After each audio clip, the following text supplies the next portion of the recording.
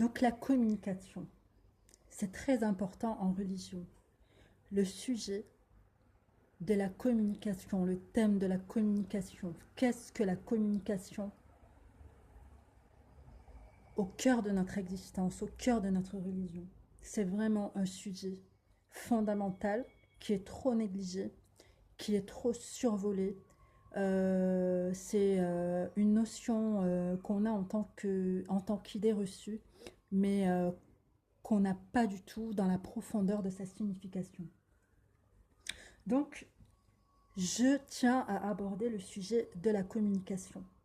La communication, selon le Coran, la communication essentielle selon le Coran, parce que, bien entendu, il y a plein de manières de communiquer.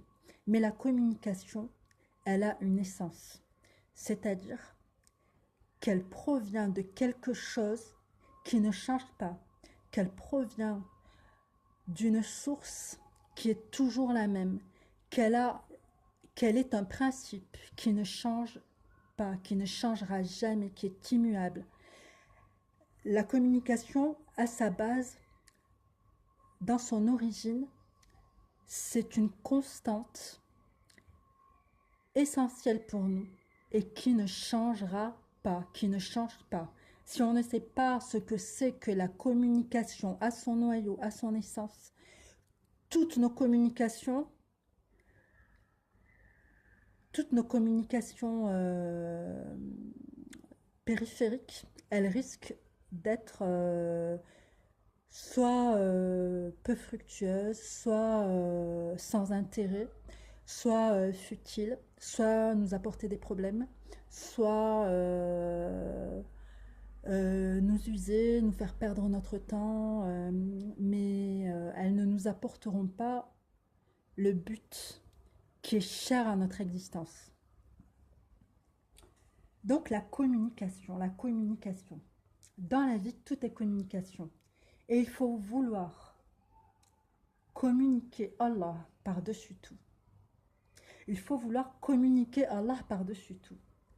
C'est extrêmement important pour toute personne vivante qui respire, qui a une conscience, qui est douée de raison et qui se dit ma vie est en train d'évoluer vers quelque chose, mais vers quoi? Mais vers où? Et pourquoi? Etc.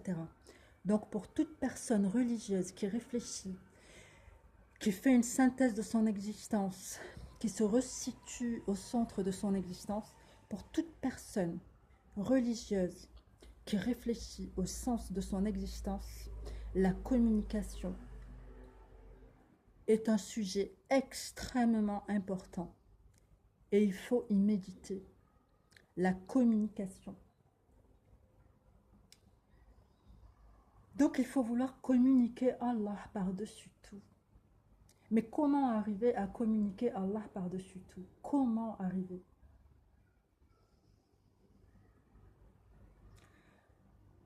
Donc Allah est là et parmi nous. Il nous donne la vie. Il nous permet de respirer, de voir. Il nous permet d'avoir des interactions, d'avoir des échanges, de nous nourrir, de faire plein de choses.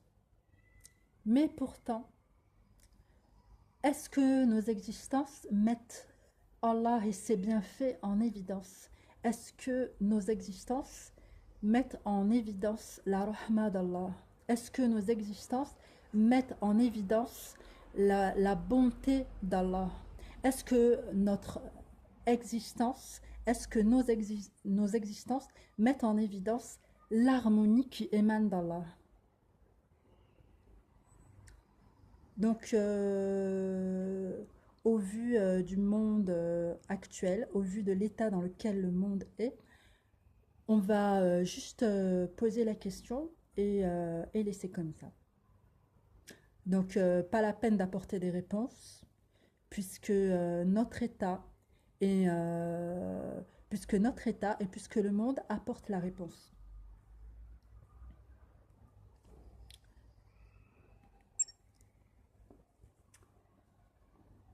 Donc la communication. Est-ce que notre existence communique Allah? est-ce que notre existence est porteuse du message et du dépôt d'Allah? Allah veut s'exprimer, Allah s'exprimera et Allah veut exprimer son plan à travers nos sincérités. Allah s'exprime en nous donnant la vie déjà, et de une. Il s'exprime en nous envoyant des messagers, en nous envoyant le Coran. C'est une miséricorde supplémentaire. Il nous donne la mémoire, il nous donne la réflexion, il nous rappelle à lui. Il nous sollicite. Allah subhanahu wa ta'ala nous sollicite. Il nous donne et il nous dit. Il nous donne et il nous donne des pistes sur la manière de se servir, sur la manière d'agir. Donc il ne nous laisse pas vouer à nous-mêmes. Allah ne nous a pas laissé vouer à nous-mêmes. Allah s'exprimera à travers ta sincérité. Allah veut exprimer son plan à travers ta sincérité. Cette sincérité, elle veut comprendre car c'est sa nature. Et cette nature, elle est troublée et induite en erreur par l'appétit démesuré de l'égoïsme. Notre sincérité, elle est troublée. Elle est induite en erreur par l'égoïsme, par l'avidité. L'appétit va contre ta sincérité. Et ta sincérité souffre en silence pour s'exprimer de par la grâce d'Allah à travers divers problèmes relationnels, traduisant le bug que tu vis et que ta sincérité subit. L'appétit des biens de ce monde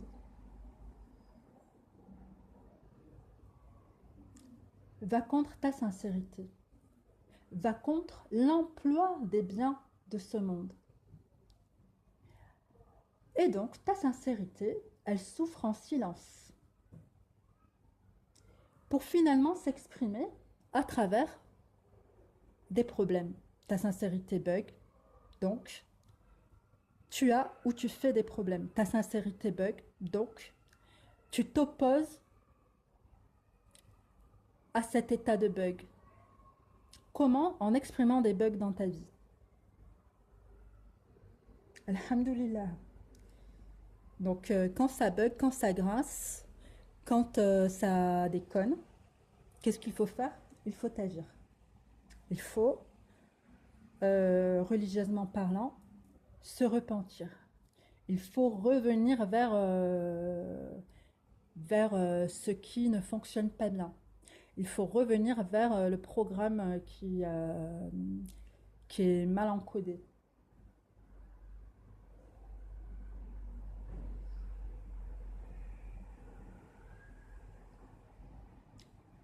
Donc, quand il n'y a plus de communication des âmes entre elles, à travers cette sincérité originelle,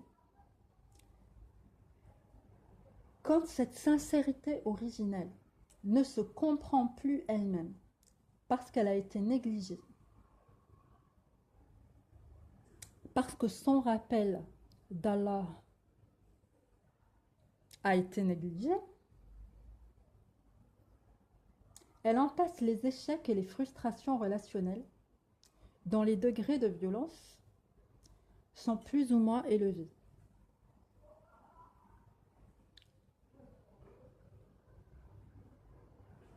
Les disputes, la lutte de ton âme qui s'étouffe et qui se cherche va s'exprimer à travers plein de cas de figure différents, tels que ça va de la médisance, parce que la médisance, c'est quelque chose que les gens se permettent de faire comme ils respirent, quoi. La médisance, C'est tellement facile, c'est tellement vite fait, c'est tellement passé vite, ça passe tellement vite que c'est l'expression d'une âme égarée la plus répandue, la plus facile. Donc ça va de la médisance à la délinquance, jusqu'à des états criminels bien plus graves.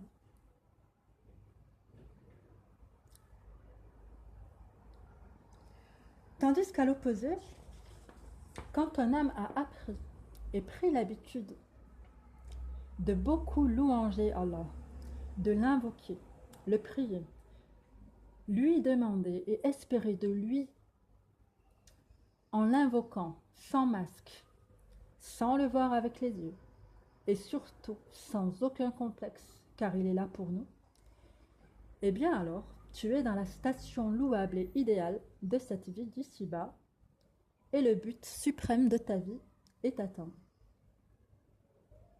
Si tu es avec Allah en pleine et belle conscience de lui, par les prières et espérances que tu lui adresses,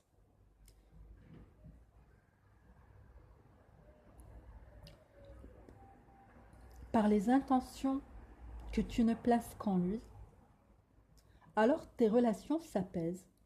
De plus en plus, tu n'as goût, de plus en plus, tu n'as de goût qu'à te lier en Allah. Tu n'as de goût à te lier qu'en ton amour d'Allah avec des gens conscients d'Allah et qui l'adorent lui seul. Ces gens-là, ce groupe-là, est un groupe d'âmes libérées qui s'aiment en lui, sans appétit particulier, mais juste par amour de communiquer Allah et faire passer la lumière d'Allah, le nour d'Allah, la promesse d'Allah qui n'a qu'à dire soit et alors c'est, dans la perfection de l'apaisement, lumière sur lumière, en osmose, en compréhension de ce qu'Allah exige de nous, revenir à lui et être d'accord avec son ordre, car il nous a créés, nous a donné la vie, nous a donné l'existence que nous sommes, subhanallah. L'existence que nous sommes, subhanallah. Si on n'est pas en osmose avec Allah, cela veut dire qu'on s'indiffère à la vie future et au paradis auquel il nous propose de revenir.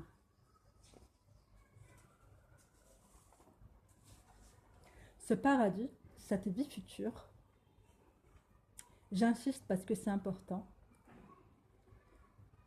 cette vie future, ce paradis, est lié à quelque chose en nous ici-bas, quelque chose qui est d'Allah, qui est de lui, le vivant, celui qui subsiste par lui-même. Comme Allah est mystère, subhanahu wa ta'ala, je le rappelle, mis à part la manière dont lui-même nous a parlé de lui, il est une entorse à sa suprématie, car le suprême, Al-Jalla wal-Ala, c'est lui. Il est une entorse à sa suprématie de parler d'Allah à travers d'autres caractéristiques que celles à travers lesquelles il s'est décrit.